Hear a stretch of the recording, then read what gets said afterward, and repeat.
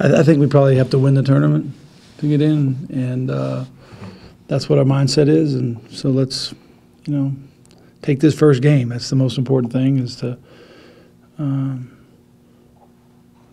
control what you can control. And the sure bet is that if we win it, then we're in a nice spot. So. As far as Kyle's health and that, has he been limited at all in practice? No, he's been good. He's had a good week of practice, and I think that that was that first week after was a pretty touch and go situation. But he feels good, and I think that is ready for 3 or 4 games in 3 or 4 days. Hopefully, we can get to that. You made several large decisions throughout the season, whether it be lineups, things like that, things for strategy. How rewarding has it been for you that the moves that you've made have all paid off? I don't think they've all paid off. We've had quite an interesting season, but I think that there's so much credit that goes to these players. I think that Matt Carlino, especially early in the season when we made the decision to bring him off the bench, how he responded to that and how well he's played in that role, I think has made a lot of the other decisions that we've made much easier, because you've got your captain, your leader, a guy who is really out front that has continued to play really well in a different role, and I think that set the example for everyone. Have you changed anything from your routine pre-conference tournament, because you have kind of had a mixed bag in the last few conference tournaments as far as how you've done?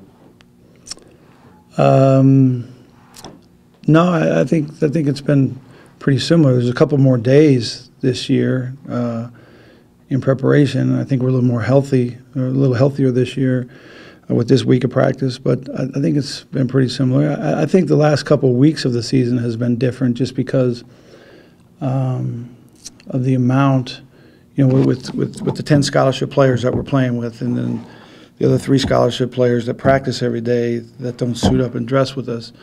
That's changed some of our approach, where we don't really field 2 full teams in practice every day, and so that's made it a little bit different. Other than that, it's been similar.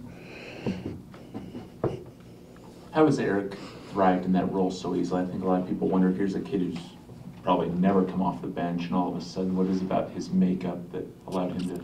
Well, Eric and I have had quite a few conversations about that, and right now it feels really good for both of us, and hopefully that we can see really good positive results from that. I think he's playing really well. I think that these tournaments are they're really different than a normal regular season game, and hopefully the young guys, the 4 or 5 new guys that we have that will see time in these things will be able to catch on really quick, because there's a lot of emotion, a lot of urgency, a lot of energy. It's pretty intense. It's great. It's what guys look forward to. You split with the teams that are playing tonight. Is there a team among those 2 that you match up better against that maybe you'd rather? I don't think so. I think that they're both cause different problems. Portland's got a really strong front line and deep front line. It causes problems with some good shooters. Loyola Marymount's very athletic. They turn you over. I mean, I think they lead the league in steals, and that's what they try to do, is turn you over. And so there's kind of issues on both sides, and we just have to find out who we're going to play, then try and prepare for it. Anything else? You played the Kansas City tournament, the 2 games there. Do you do that? Is that coincidence, or do you do that to try and set a team up for situations like a conference tournament? Well, I like that. Those exempt tournaments. Well, for a lot of reasons, but one, for the extra game that you get. They count as 2, and you get 4, and I think that the back-to-back nights that you play, you learn a lot about your team. in that situation. We've done it for quite a few years now, and I think they're good for our guys early in the year. You haven't won a conference tournament in a long time. Do you have any theories on what's gone wrong, something you want to tweak and do different?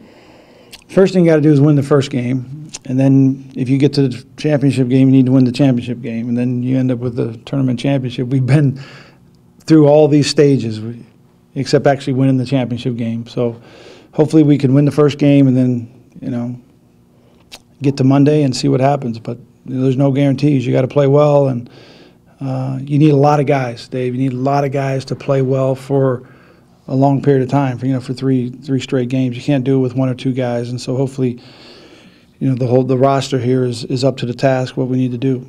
There is that day off, of course. Does that change the value of depth compared to the old Mountain West, where you literally played 3 straight days? We'll see. Hopefully we get a chance to kind of get to that point and see how it feels. I know the Monday night games that we've played this year, they've had a pretty good feel to them. The Stanford game was a Monday night game, and it was good to us. The Pepperdine game was a Monday night game, and I thought we played well. We didn't win. They played really well. So we'll kind of. Then the Texas game was a Monday night game too. So we'll see. What's happened with Luke Worthington of late? That's been a really positive thing for your team, you think?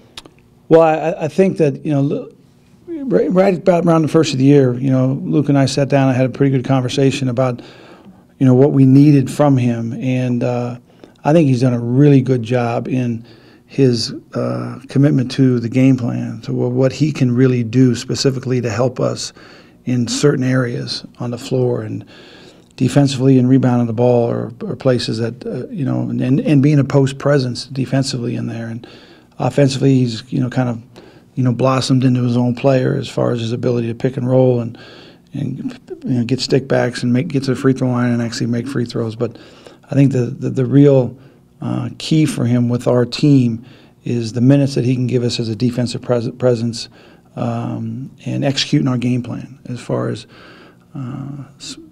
ball screens and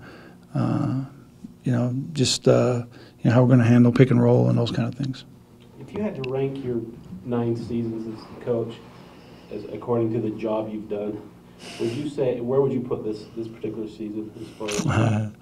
I'm glad I don't have to do that. Okay, you can do that if you want, but for me, I'm proud of our guys. This has been a challenge, a real challenge with this with the schedule, early season schedule. We played really good teams and we were in all the games and had a chance to win them, and except for a few. But when you don't win, you got to dig deep and find out where you're going to go and what you're going to do. And this group's come together pretty well. So.